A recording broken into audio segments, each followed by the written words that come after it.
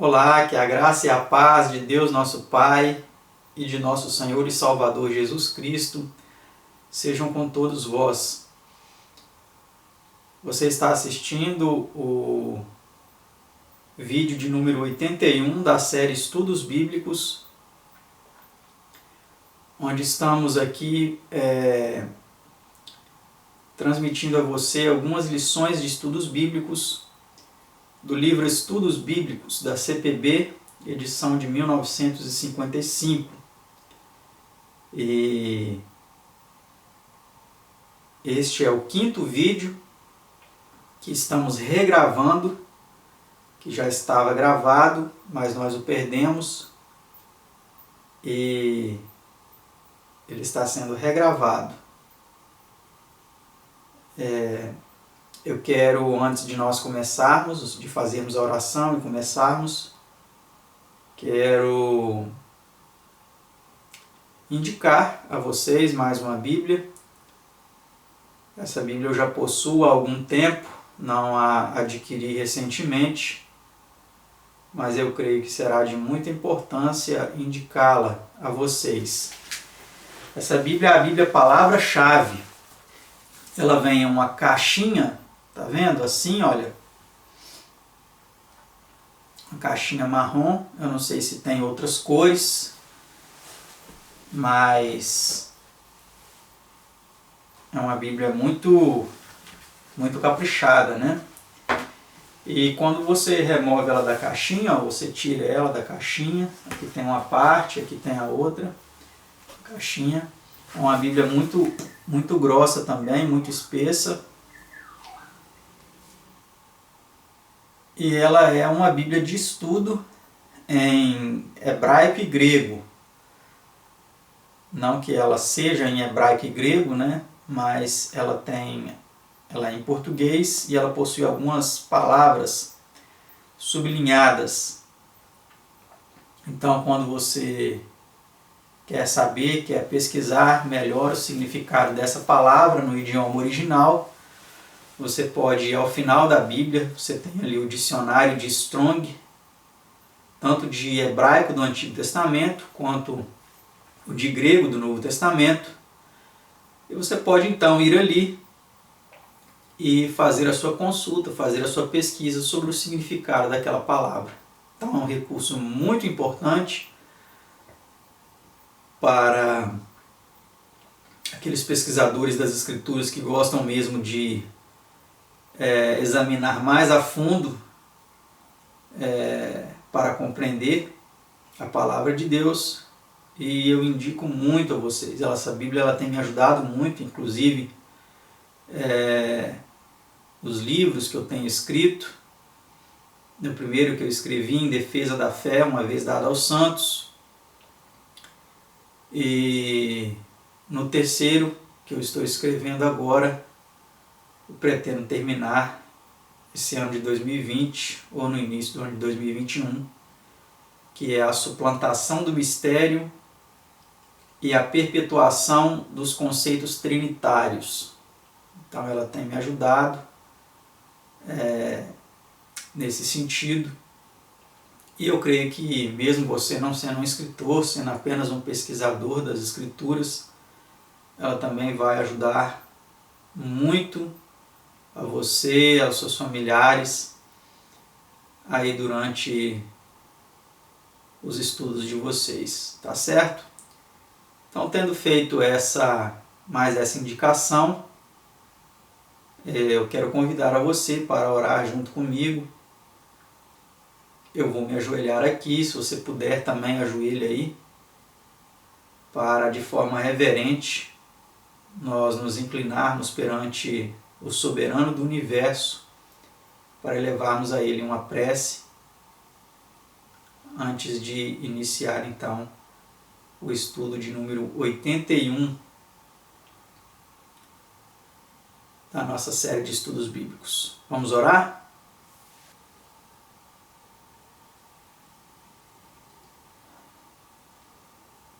Grandioso e eterno Pai, soberano do universo, o ancião de dias, o Altíssimo, o Todo-Poderoso. Louvado e engrandecido seja para todos sempre o Senhor e também o seu amado Filho unigênito, o nosso Senhor e Salvador Jesus Cristo. Te agradecemos por podermos fazer mais uma vez a gravação deste estudo. A primeira que fizemos nós perdemos, Senhor. Não sei porquê, mas o Senhor sabe, por algum motivo. Trocando de notebook, achei que havia salvo esses vídeos, mas acabei perdendo 6 vídeos, Senhor. E este é um desses que eu estou tendo que regravar. Mas te agradeço por poder mais uma vez estar aqui com os nossos telespectadores para juntos estudarmos a Tua Palavra e suplicamos, Senhor, a iluminação divina, a compreensão do que vamos estudar aqui agora e que o Senhor abra a nossa mente, o nosso entendimento, nos dando a compreensão, Senhor, sobre este assunto. Todos esses favores eu te suplico, agradecido, em nome e por amor de seu amado Filho unigênito, nosso Senhor e Salvador Jesus. Amém.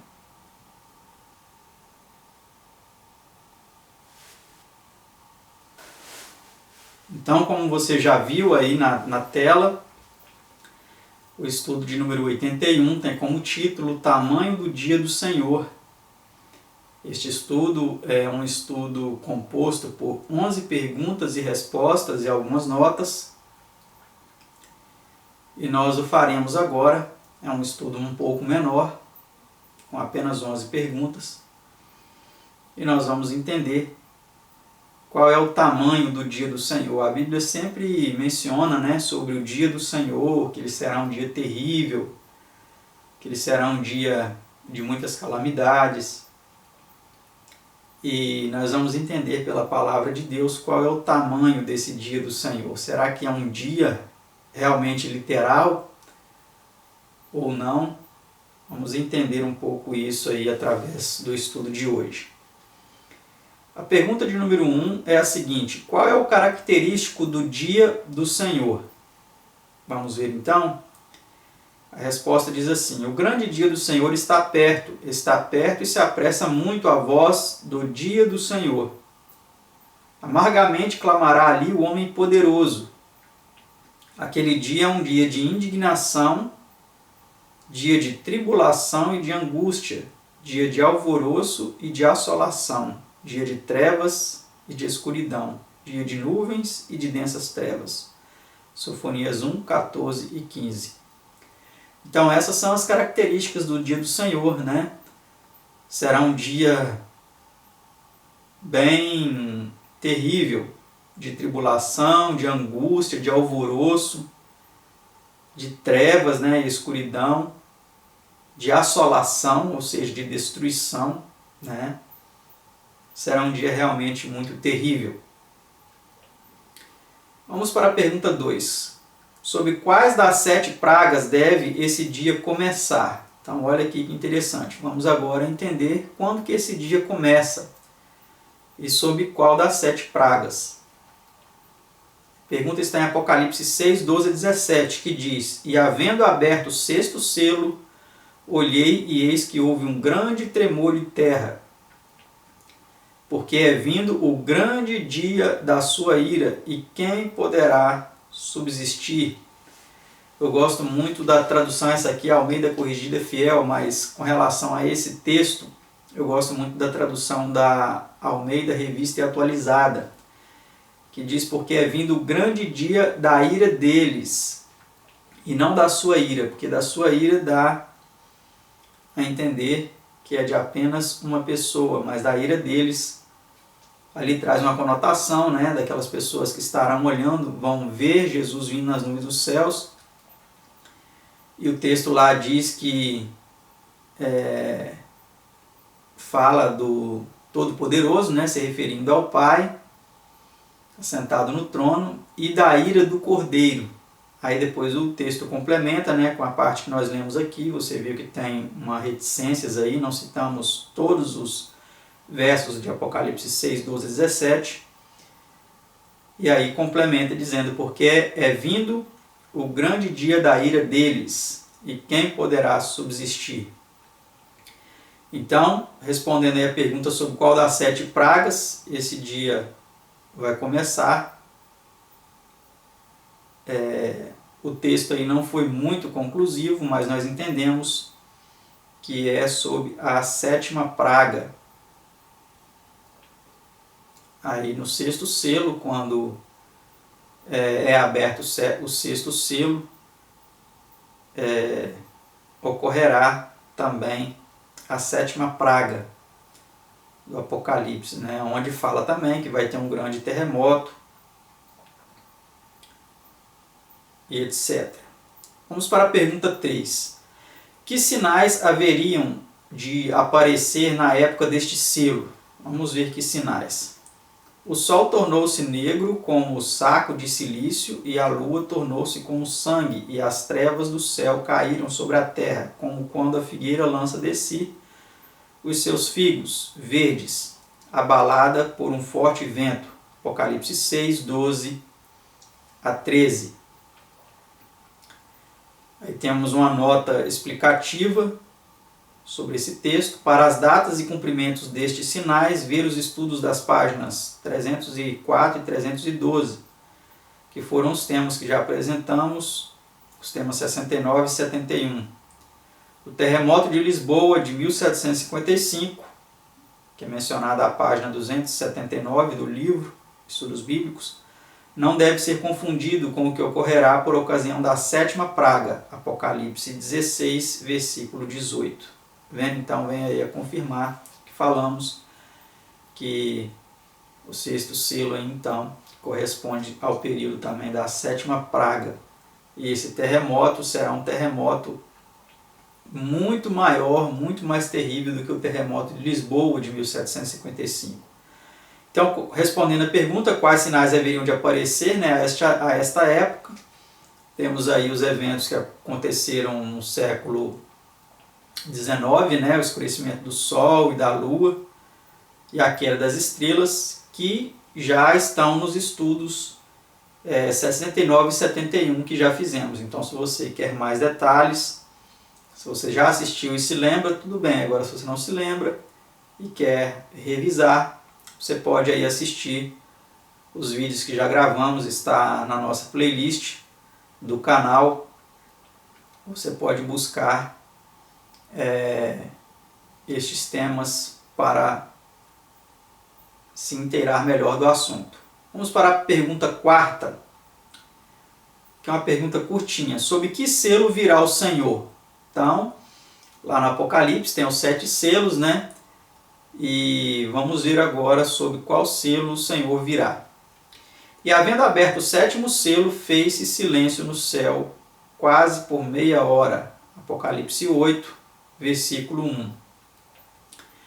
É fato aqui que o texto ele não está dizendo que Jesus virá, né, quando for aberto o 7º selo, mas aqui deixa para nós um detalhe que demonstra que o céu estará vazio, haverá silêncio no céu, porque não estará lá nem o Pai e nem o Filho.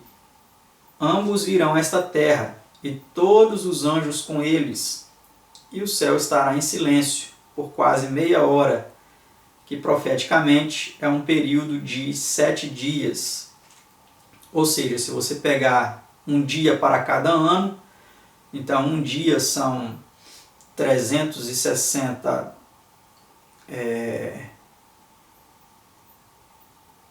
um ano seriam 360 dias, meio ano são 180 dias, né, do calendário judaico, são a metade de 360, se não me engano são 180 dias, aí você vai cortando, né, 90, você vai cortando até chegar a meia hora, que dá em torno de 7 dias. Então é o período que o céu estará vazio. É o período em que toda a comitiva celestial estará neste empenho de buscar os justos, os redimidos do Senhor, para habitarem nas mansões eternas. Vamos para a pergunta 5. Com que será iniciado o dia da ira? Vamos ver a resposta. E vi outro grande e admirável sinal no céu, 7 anjos que tinham as 7 últimas pragas, porque nelas é consumada a ira de Deus. Apocalipse 15, versículo 1. Então, respondendo aí a pergunta, né, com que será iniciado o dia da ira? O dia da ira vai se iniciar com as pragas, com o derramamento das 7 pragas, né? Conforme Apocalipse 15, versículo 1. Pergunta 6. Que grande acontecimento ocorrerá por ocasião da vinda de Cristo? Vamos ver que grande acontecimento é esse. Porque o mesmo Senhor descerá do céu, e os que morreram em Cristo ressuscitarão primeiro. Está em 1 Tessalonicenses 4, versículo 16. Então esse é o grande acontecimento, né? A ressurreição dos justos, os que morreram em Cristo. Eles vão ressuscitar primeiro. Pergunta 7. Quanto tempo depois disto serão os ímpios ressuscitados? Mas os outros mortos não reviveram até que os 1000 anos se acabaram. Apocalipse 20, versículo 5. Então há aí um espaço de 1000 anos entre as duas ressurreições. Entre a ressurreição dos que morreram em Cristo, ou seja, que estão garantidos para a salvação, e os outros mortos, né, que são os ímpios. Pergunta 8. Reunindo-se eles em torno da cidade, que acontecerá? Então aqui só para nós contextualizarmos, esses outros mortos após 1000 anos, eles vão ressuscitar. E como eles são ímpios, eles estarão sob o comando de Satanás, e eles tentarão invadir a cidade santa, que por essa ocasião já terá descido do céu, né, aquelas mansões que Cristo disse que foi preparar. Está escrito lá em João 14, 1 a 3, né? Vou preparar-vos lugar, e quando eu for e vos preparar lugar, voltarei, e vos receberei para mim mesmo, para que onde eu estou estejais vós também. Então essas mansões, a Nova Jerusalém, descrita em Apocalipse também, capítulo 21, essa Nova Jerusalém, ela descerá após os 1000 anos, e simultaneamente, quando ela estiver descendo, os ímpios vão ressuscitar, instigados aí por Satanás, tentarão invadir essa cidade. Vão ver essa cidade toda reluzente de ouro, uma cidade muito linda, muito bonita, as portas de pérolas, né? Uma cidade realmente magnífica. E quando eles, a pergunta 8 aqui, reunindo eles em torno da cidade, o que acontecerá? A resposta é curta, direta, objetiva e terrível, né? Desceu fogo do céu e os devorou. Apocalipse 20, versículo 9. Então aí será a punição do fogo para a destruição dos ímpios. O texto fala claramente que devorou a eles. Não sabemos durante quanto tempo exatamente eles ficaram, cada um ficará queimando, mas isso será determinado durante o julgamento que acontecerá nesses 1000 anos no céu, que vai ser um julgamento de confirmação e de execução da sentença de cada um, né? Então aí durante esse período, cada um será devorado de acordo com a sua culpa, de acordo com a punição que for estabelecida no céu para cada um. Pergunta 9. Como é chamada essa destruição? Vamos ver que a palavra de Deus vem dizendo em Apocalipse 21, 8.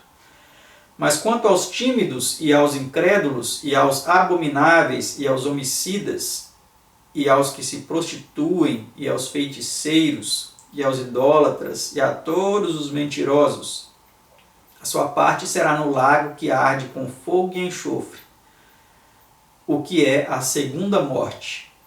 Então essa destruição na palavra de Deus é chamada segunda morte. Por quê? Porque a primeira morte é durante essa vida que nós vivemos. Esse texto é um texto também que demonstra muito claramente que não existem várias mortes. Muitas pessoas acreditam aí na reencarnação, né? A pessoa reencarna, depois ela morre, depois ela reencarna em outra pessoa e morre. Aí são várias mortes. A palavra de Deus não fala que existem, a pessoa morre várias vezes reencarnando em outros corpos. Não, só tem duas mortes.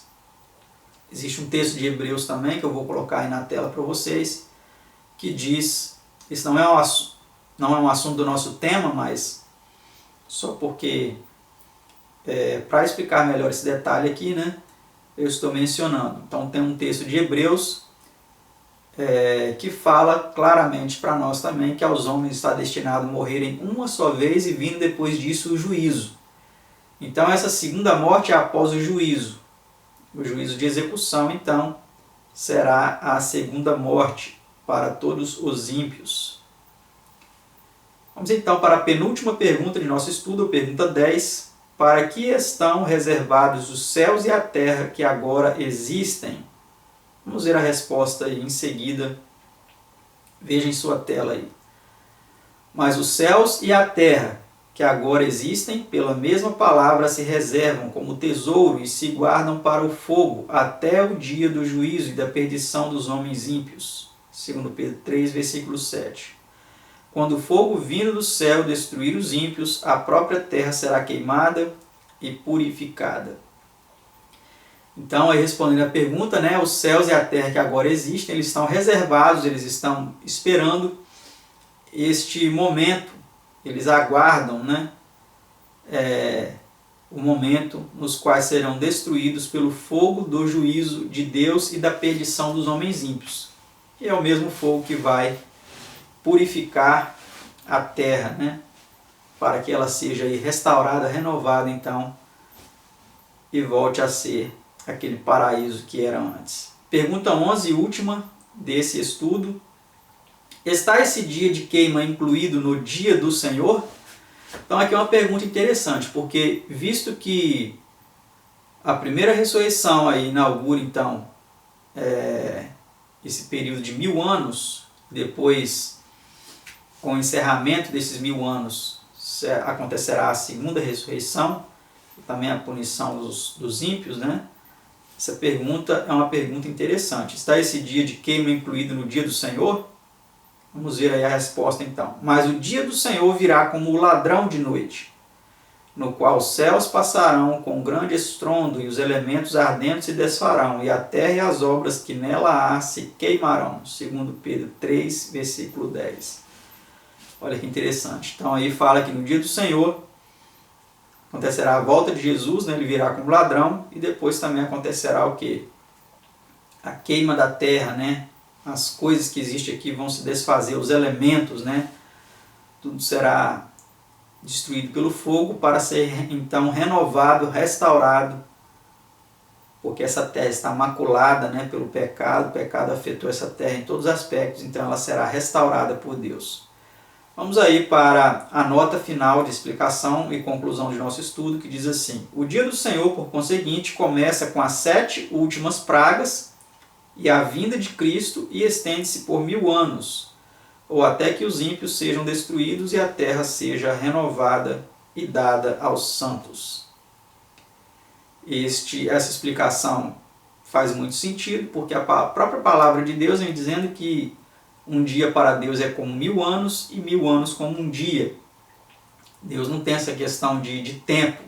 Então o dia do Senhor não é o mesmo dia nosso, de 24 horas, um tempo limitado, porque somos limitados, pessoas finitas. Mas não, o dia do Senhor será um dia de punição, onde todas essas coisas que nós estudamos aqui irão acontecer. Espero que vocês tenham entendido este estudo, que Deus nos abençoe e nos ajude para que possamos estar entre os justos e vivemos eternamente com Deus, com nosso Salvador Jesus Cristo, os santos anjos e os redimidos de todas as eras. Que Deus abençoe a todos e até o próximo estudo, se Deus quiser.